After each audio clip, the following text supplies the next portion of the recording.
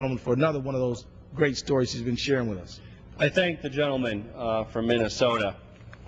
Friend of mine and a resident of Thornton, Colorado, but might as well be Fresno, California, or Houston, Texas, or Mobile, Alabama. It doesn't matter.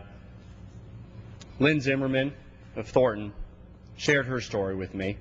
She wants to see a public health care option similar to Medicare in this country. Two of her sons are working for minimum wage jobs currently, and they can't afford health care insurance.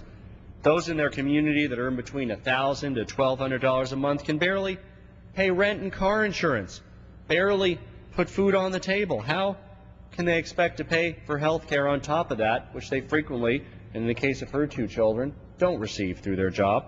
Their employers don't offer a health care package, and they're no longer college students, so they can't be on Lynn's plan. Lynn is a teacher, and a darn good one. But she shared with me that her health care plan has gotten so expensive that it's an issue every time the teachers union goes through negotiations with the district. The district can't afford health care coverage for their employees. In order to afford the health care coverage, teachers have been taking pay cuts for a decade. They still get a nominal pay raise, but the portion of the health care plan has been raised more each time they negotiate, and their take-home pay has been cut. Lynn tells us that the current insurance programs spend too much time and money trying to deny payment for procedures that are covered under their health care plan.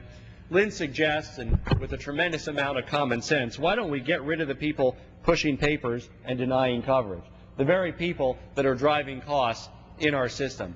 That speaks to the critical reason of having a public option as an alternative, to provide real competition for insurance companies. So insurance companies with exorbitant CEO pay, insurance companies that spend the money that we pay them with our premiums, hiring people to deny the very claims that we've retained them to pay out on, will be held competitive and forced to be competitive to retain their customers.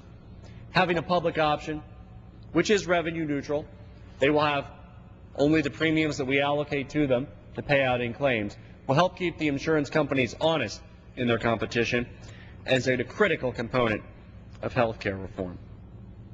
Lynn finally asks, by imploring Congress to act now and make good on our promise to the American people to improve the access and quality of health care so that Lynn's sons can have access to an exchange, a low-cost option that gives them, buying insurance as individuals, the same negotiating leverage in doing so as a multinational corporation with 100,000 people, that gives her sons affordability credits.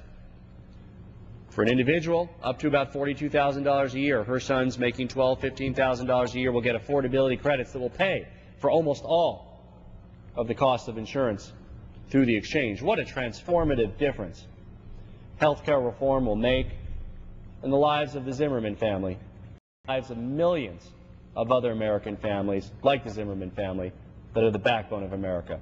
I yield back to the gentleman from Minnesota. And let me join the gentleman